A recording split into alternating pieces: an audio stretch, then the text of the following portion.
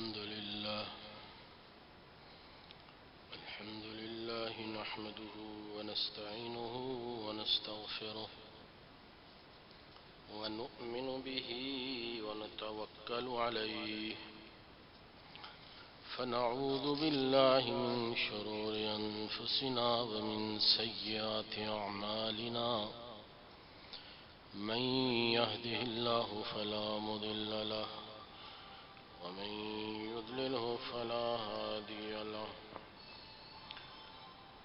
ونشهد أن لا إله إلا الله وحده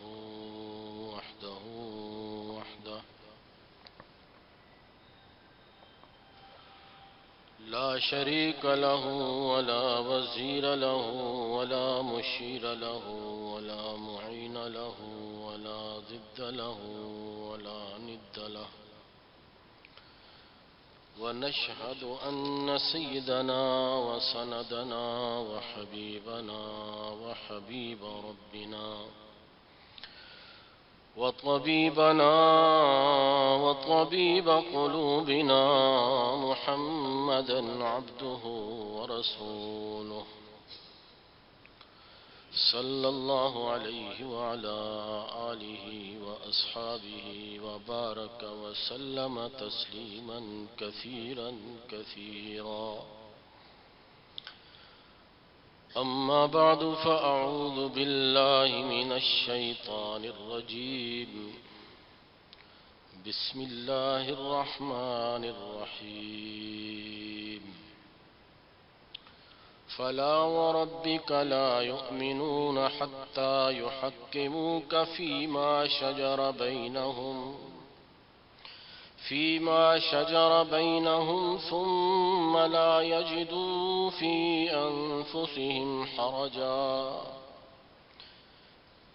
أنفسهم حرجا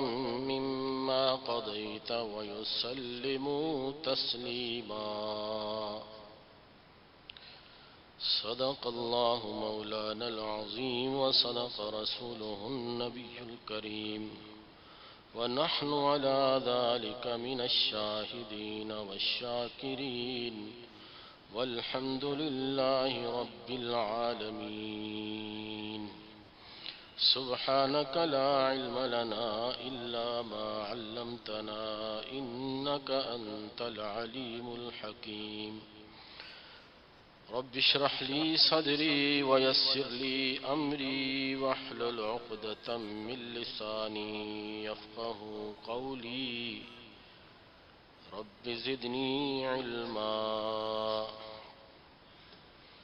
سارے بھائی بلند آواز سے درود شریف پڑھ لیں اللهم صل على محمد وعلى آل محمد كما صليت على إبراهيم وعلى آل إبراهيم إنك حميد مجيد اللهم بارك على محمد وعلى آل محمد كما باركت على إبراهيم وعلى آل إبراهيم إنك حميد مجيد میرے عزیز بھائیوں دوستوں بزرگوں پچھلے جمعہ پر سورہ توبہ کی ایک آیت میں نے تلاوت کی تھی جس میں اللہ رب العزت نے 8 چیزوں کا ذکر فرمایا کہ یہ 8 چیزیں ان کان آباؤکم و ابناؤکم، یہ 8 چیزیں ذکر کی تمہارے اولاد، تمہارے آبا و اجداد، تمہارے بھائی، تمہاری بیویاں، تمہارا کنبہ، و اموال اقترفتموها، اور تمہارا مال جس کو تم کماتے ہو، و تجارت تخشون کسادها، اور وہ تجارت جس میں تمہیں یہ خوف لگا رہتا ہے کہ اس میں نقصان نہ ہو جائے، ومساکن ترضونها، اور یہ تمہارے گھر، تمہاری کوٹھیاں، تمہارے بنگلے، تمہاری جائیدادیں، تمہاری زمینیں، تمہاری زراعت، جس پہ تم دیکھ دیکھ کے بڑے راضی ہوتے ہو، ترضونها، احب الیکم من اللہ و رسولہ و جہاد فی سبیلی، اگر یہ تمہیں اللہ اور اس کے رسول کی محبت اور اس کے راستے میں جہاد سے زیادہ عزیز ہو، ان سے زیادہ محبت ہو، فتربصوا حتی یأتی اللہ بامرہ، تو پھر اللہ رب العزت نے بڑا سخت انداز اختیار فرمایا کہ اگر یہ چیزیں تمہیں زیادہ محبوب ہیں اور میری اور میرے محبوب کی محبت کم ہے تو پھر انتظار کرو، ہم تمہیں عذاب دیں گے۔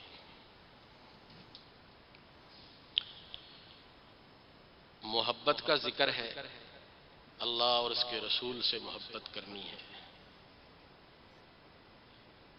لیکن اس محبت کا معیار اور پیمانہ کیا ہے؟ کیسے پتہ چلے گا کہ فلاں اللہ اور اس کے رسول سے محبت زیادہ کرتا ہے، فلاں کم کرتا ہے، فلاں کی کتنی محبت ہے؟ کیسے پتہ چلے گا؟ ایک ہم نے اپنے ذہن سے، اپنے نقطۂ نظر سے جہاں ہمیں آسانی ہو، ہم نے محبت کے وہ معیار مقرر کر دی ہے کہ ہم یہ کر لیں گے، اتنی محبت ہم کر سکتے ہیں، اور پھر اپنے آپ کو کامل مومن ہم کہیں۔ بات تو یہ ہے کہ جس نے محبت مانگی ہے اس نے پیمانہ بھی بتایا ہے کہ اس پیمانے کی محبت۔ اللہ کے پیارے حبیب صلی اللہ علیہ وسلم کا بھی ارشاد ہے، لا یؤمن احدکم، تم میں سے کوئی اس وقت تک مومن ہو ہی نہیں سکتا جب تک اس کو میں اس کے اپنی جان سے، اس کے گھر والوں سے، اس کے بیوی بچوں سے، پوری دنیا کی ہر چیز سے زیادہ محبوب نہ ہو جاؤں۔ یہ ہمارے آقا علیہ الصلوۃ والسلام کا فرمان مبارک ہے اور اللہ کریم کا بھی فرمان ہے۔ تو اب محبت کا معیار کیا ہے؟ میں ایک عام دعوت ہے اور میں ہمیشہ کہا کرتا ہوں کہ ہم فرقوں کی لبادوں سے نکل کر، دیوبندی، بریلوی، اہل حدیث، شیعہ، باہر کی دنیا ہمیں سب ایک مسلمان کہتے ہیں، باہر کی دنیا وہ ہمیں مسلمان کہتے ہیں کہ یہ مسلمان اپنے آپ کو کہلاتے ہیں۔ ان تمام لبادوں سے باہر نکل کر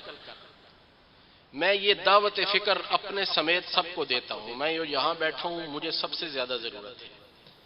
کہ آیا اس وقت ہم ہر آدمی اپنے اس گریبان میں تھوڑا سا جھانک لیں، جیسے میں نے پچھلے جمعہ پہ عرض کیا تھا کہ ترازو بنائیے اور اس ترازو میں ایک طرف 8 محبتیں رکھیے اور ایک طرف 3 محبتیں رکھیے، پھر اپنے ضمیر کے ترازو میں اس کو تولیے کہ میری محبت کہاں زیادہ ہے، کہاں میری محبت میری جان جاتی ہے، میرے 10 روپے کا نقصان ہو تو میری جان جاتی ہے، میری پراپرٹی کا نقصان ہو تو میری جان جاتی ہے، میرے گھر کا نقصان ہو، میری تجارت کا نقصان ہو، مجھے کچھ دنیا کا اور معاملہ ہو جائے، میرے باپ کو کوئی کچھ کہہ دے، میرے بیٹے کو کچھ ہو جائے تو میری جان جاتی ہے، میں اپنی جان دینے کے لیے تیار ہوتا ہوں۔ ایک بات،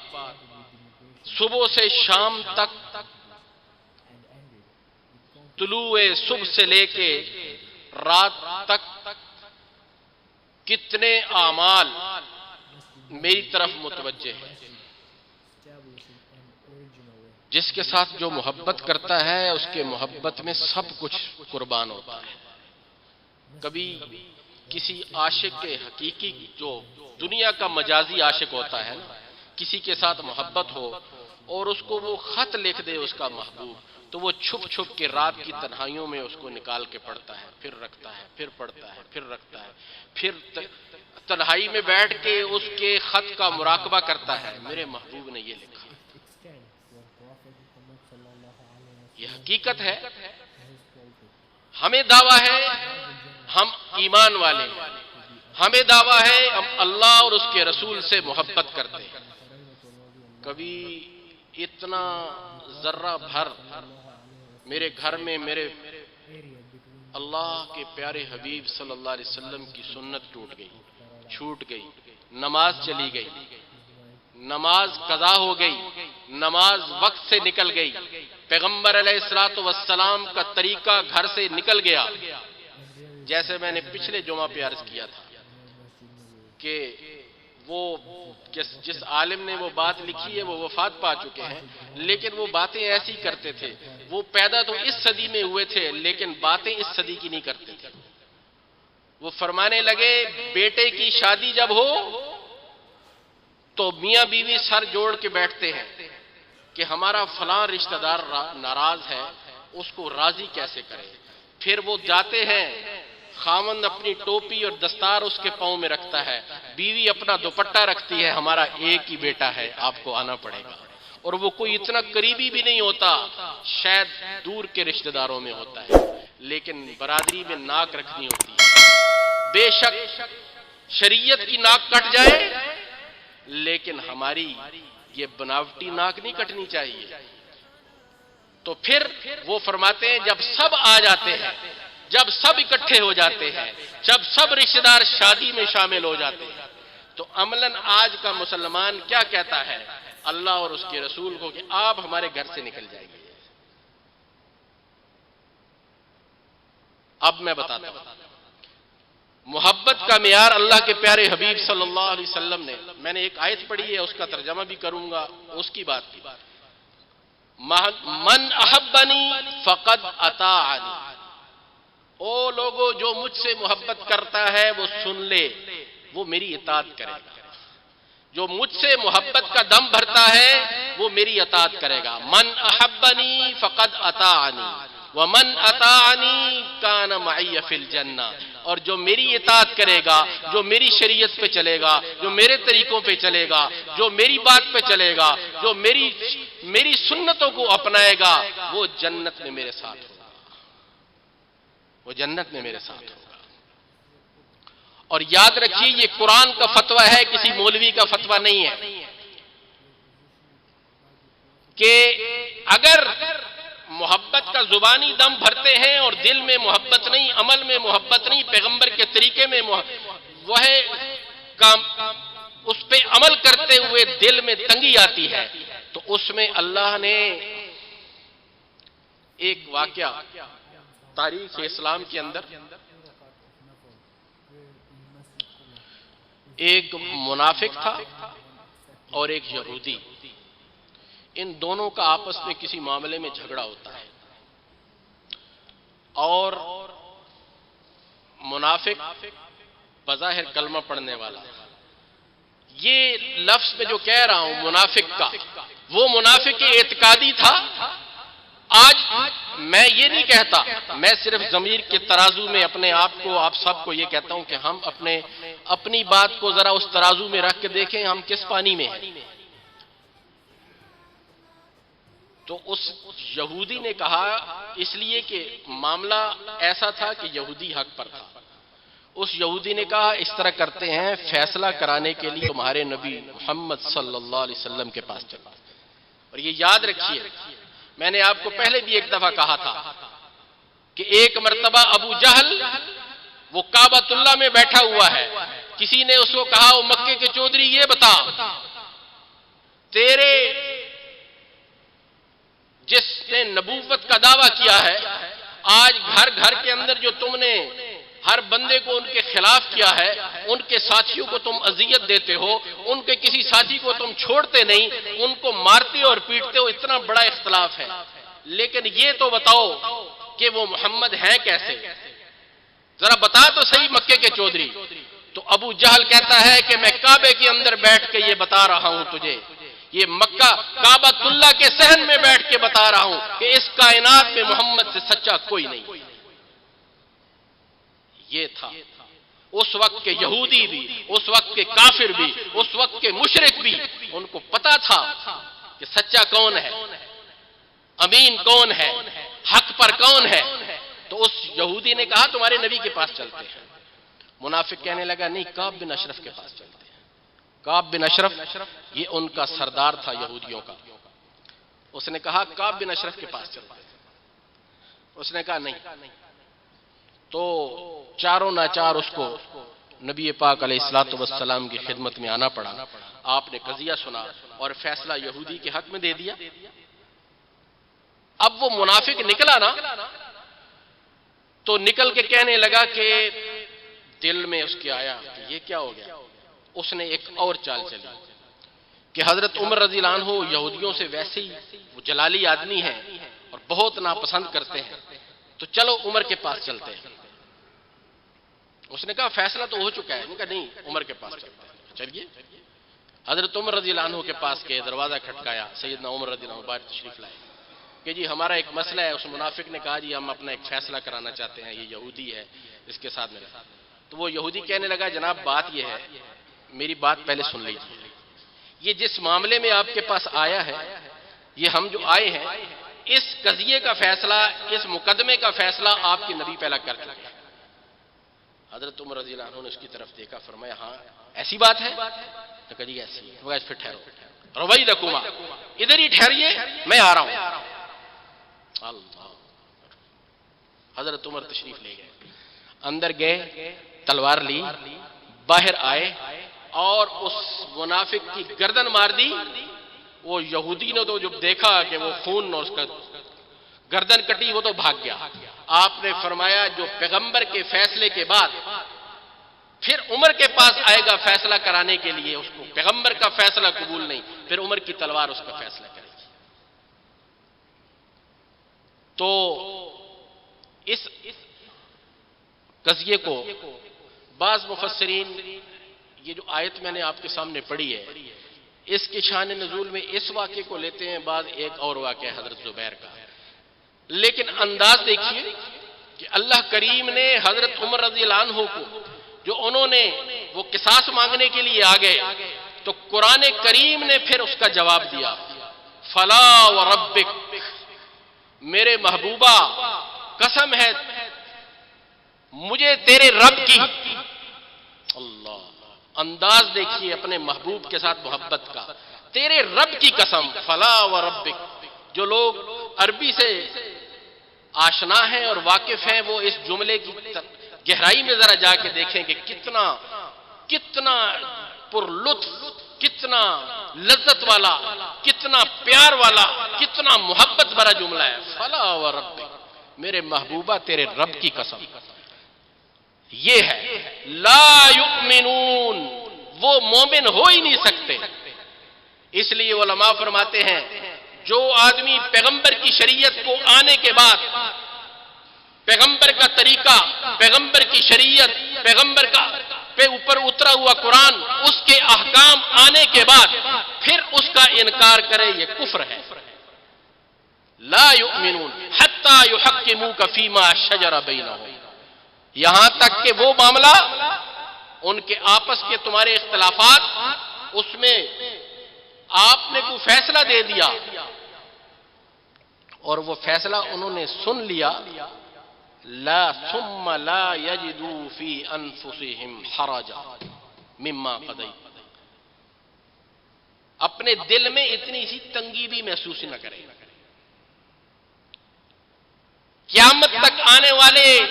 انسانوں کے لیے اور خصوصاً مسلمانوں کے لیے، او مسلمانوں، پیغمبر کی شریعت، پیغمبر کی سنت، پیغمبر کا طریقہ یاد رکھو۔ اگر پیغمبر کے لباس میں، پیغمبر کے طریقے میں، پیغمبر کی شریعت میں، پیغمبر کی سیاست میں، پیغمبر کے اخلاق میں، پیغمبر کی معاشرت میں، پیغمبر کے لائے ہوئے معاملات میں اس پہ عمل کرنے میں تمہیں تنگی محسوس ہوتی ہے، تو اللہ کا قرآن کہتا ہے فلا وربک لا یؤمنون، یہ میں نہیں کہتا، یہ اللہ کا قرآن کہتا ہے۔ اور اس بات کو سمجھا وہ صحابہ کی مقدس جماعت نے کہ کوئی حکم آیا، پیغمبر کے ابرو کا اشارہ آیا تو صحابہ نے پھر دیر نہیں لگائی۔ آپ صلی اللہ علیہ وسلم بنو سلمہ کی مسجد میں نماز پڑھا رہے ہیں ظہر کی، 17 مہینے تک بیت المقدس کی طرف منہ کر کے نماز پڑھائی، لیکن آپ کا دل اس طرف تھا، قبلے کی طرف، بیت اللہ کی طرف منہ کر کے نماز پڑھائی۔ تو نماز کے اندر حکم آ گیا اپنا رخ بیت اللہ کی طرف پھیر لیجئے۔ مفسرین لکھتے ہیں، محدثین لکھتے ہیں 2 رکعتیں آپ پڑھا چکے تھے، اور شمال اور جنوب کا فرق تھا۔ فرق یہ تھا کہ جو پہلی صف تھی وہ آخری بن گئی، جو آخری تھی وہ پہلی بن گئی۔ آپ صلی اللہ علیہ وسلم نے اپنا رخ نماز کے اندر بیت اللہ کی طرف پھیرا، پیچھے صحابہ کی ساری جماعت پھر گئی۔ آپ نے نماز مکمل فرمائی اور فرمایا میرے پاس تو جبریل آئے، مجھے حکم دیا کہ آپ رخ پھیر لیجئے، آپ لوگوں نے نماز میں رخ کیوں پھیرا؟ تو صحابہ کے وہ محبت کرنے والے وہ دیوانے کہنے لگے، ہم قبلہ کو نہیں، ہم قبلہ نما کو دیکھتے ہیں، ہم آپ کی ذات کو دیکھتے ہیں آقا، جدھر آپ کا رخ ہمارا ادھر رخ، جدھر آپ کی نگاہ کا اشارہ ادھر ہم چلیں گے، جدھر آپ کے ابرو کا اشارہ ادھر ہم چلیں گے۔ یہ تھی محبت۔ ایک صحابی حضرت عبداللہ ابن عمرو ابن عاص ایک مرتبہ آپ صلی اللہ علیہ وسلم کی خدمت میں حاضر ہوئے، آپ کے کاندھے پہ اوپر ایک چادر تھی اوڑھی ہوئی، اور وہ چادر کا رنگ ایسا تھا کہ زنانہ رنگ تھا۔ آج کے دور میں تو زنانہ مردانہ میں اور مردانہ زنانہ میں تبدیل ہو رہا ہے، اور یہ بھی قیامت کی نشانیوں میں سے ہے کہ مرد عورتوں کی اور مردوں کی شباہت، اور اللہ کے نبی نے لعنت فرمائی ہے اس میں۔ تو آپ صلی اللہ علیہ وسلم نے دیکھ کر یہ نہیں فرمایا کہ یہ چادر اتار دو، ناگواری کا اظہار کیا، اور صحابہ آپ کے ابرو کے اشارے، آپ کے چہرے اقدس کے تاثرات کو سمجھ جاتے تھے، آقا خوش ہیں یا ناراض ہیں۔ حضرت عبداللہ ابن عمرو ابن عاص فرماتے ہیں میں نے دیکھا آقا کے چہرے میں ناگواری کے تاثرات آئے ہیں، آقا کے چہرے پر ناگواری کے تاثرات ہیں، اور میں نے دیکھا کہ وجہ مجھے یہ نظر آئی کہ یہ نئی چیز جو میں چادر اوپر اوڑھ کے آیا ہوں، یہ چادر آپ کو پسند نہیں آئی۔ حضرت عبداللہ ابن عمرو ابن عاص گھر تشریف لے، وہاں سے نکلے، گھر آئے، چولہا جل رہا تھا، چولہے میں وہ چادر ڈال دی، وہ چادر چولہے میں ڈال دی۔ دوسرے دن پھر حاضر خدمت ہوئے، آقا علیہ الصلوۃ والسلام نے آپ کی طرف دیکھا اور فرمایا عبداللہ وہ تمہاری چادر کہاں گئی کل جو تمہارے پاس تھی؟ آقا وہ تو میں نے چولہے میں ڈال کے جلا دی۔ فرمایا وہ عورتوں کے مطابق تھی، کسی گھر کی عورت کو دے دیتے۔ تو عبداللہ ابن عمرو محبت کرنے والے صحابہ، آپ کے پیچھے چلنے والے، عرض کرنے لگے آقا جس کو آپ نے ناگواری کی نظر سے دیکھ لیا بس وہ نہیں رہ سکتی، اس کو ہم نے جلا دیا۔ اتنی بات ہے، ذرا ضمیر کے ترازو کو لگا کر کبھی ہم یہ سوچ لیں جس ذات اقدس سے ہمیں محبت کا حکم بھی ہے، تقاضا بھی ہے، ہمارے لیے آپ علیہ الصلوۃ والسلام کی ذات کیا حیثیت رکھتی ہے، اس کے باوجود محبت کا تقاضا صرف اتنا ہے کہ ہم زبانی باتیں کریں، یا یہ محبت یہ چاہتی ہے کہ کبھی میں اپنے گھر میں بیٹھ کے اپنے گھر کے اعمال کو دیکھوں، اپنی تجارت کو دیکھوں، اپنے ارد گرد کے ماحول کے دیکھوں، اپنے حالات کو دیکھوں، کما کیسے رہا ہوں، کھا کیسے رہا ہوں، چل پہن کیسے رہا ہوں، چہرہ کیسا ہے، زندگی کیسی ہے، پھر پتہ چلے گا، ضمیر کا ترازو بتائے گا کہ تو کتنے پانی میں ہے، تو کتنے پانی میں ہے۔ اور اللہ کے پیارے حبیب صلی اللہ علیہ وسلم نے فرمایا لا یؤمن احدکم حتی یکون ہواء تبعا لما جئت به، تم اس وقت تک مومن نہیں ہو سکتے جب تک جو شریعت میں لے کے آیا ہوں، جو دین میں لے کے آیا ہوں، اپنی ساری خواہشات کو اس کے تابع نہ کر دو۔ ان الدین عند اللہ الاسلام۔ صحابہ وہ اسی پر چلے تھے، ایک ایک چھوٹی چھوٹی چیز۔ حضرت حذیفہ ابن یمان किसरा के दरबार में सफीर बन के जाते हैं اور کھانے کے لیے اس نے مرغوب کرنے کے لیے بڑا دسترخوان لگایا اور کھانا کھاتے ہوئے حضرت حذیفہ کے ہاتھ سے ایک لقمہ گرتا ہے، وہ نیچے سے اٹھاتے ہیں، ساتھ والا ساتھی آپ کو کیوں نہیں مارتا ہے کہ یہ بڑا دربار ہے، کسرا کا دربار ہے، سپر پاور ہے، اس وقت دیکھ لو سپر پاور، یہ سپر پاور کا دربار ہے۔ انہوں نے اس لقمے کو ایسے بلند کیا اور فرمایا اترک سنت حبیبی لہؤلاء الحمقاء، ان احمقوں کی وجہ سے میں اپنے حبیب کی سنت چھوڑ دوں۔ آج سرکاری دفتر کے دروازے پر داڑھی والے کو روکا جاتا ہے، آج شریعت کے لباس میں، شریعت کے لبادے میں، شریعت والی شادی میں، شریعت والے معاملات میں ہم تنگی محسوس کرتے ہیں، یہاں تنگی محسوس کرتے ہیں۔ یہ تنگی ہے، جب تک یہ نکلے گی نہیں، یہ وہ منافقت ہے جو عملی منافقت ہے۔ میرے عزیزوں اور دوستو، میں بھی آپ کے ساتھ ہوں، لیکن یہ ایک مشق ہے، یہ ایک سبق ہے، اس سبق کو دہرانا ہے، روز رات کو سوچنا ہے، بیٹھ کے سوچنا ہے آیا ہم کیسے ایمان والے بن جائیں کہ کل آقا علیہ الصلوۃ والسلام کے دست اقدس سے حوض کوثر پر جام کوثر ہمیں نصیب ہو جائے۔ اللہ ہم سب کو ایمان کامل عطا فرمائے۔ وما علینا الا البلاغ۔ تمام دوستوں سے گزارش ہے کہ میرے اس چینل کو سبسکرائب کر دیں اور بیل آئیکن کے بٹن پر کلک کر دیں تاکہ میری آنے والی نئی ویڈیو آپ تک پہنچ سکے۔ شکریہ۔